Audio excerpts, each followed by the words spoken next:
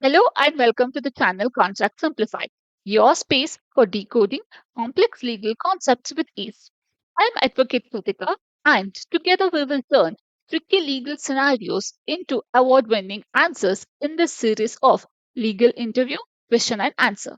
Now, let's dive straight into today's question.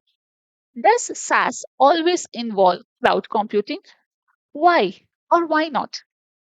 Tip for answering this question is explain the fundamental relationship between SaaS as a delivery model and cloud as the enabling infrastructure, highlighting key features clearly. Model answer is yes.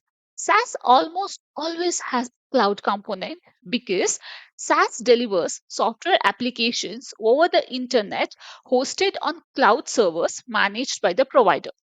Users access the software remotely via a web browser or app with no local installation needed. Cloud infrastructure handles data storage, processing, updates, and scalability.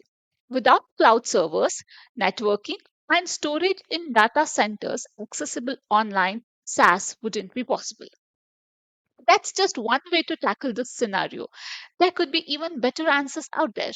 Share your opinion in the comment section. And if you found this video helpful, don't forget to subscribe and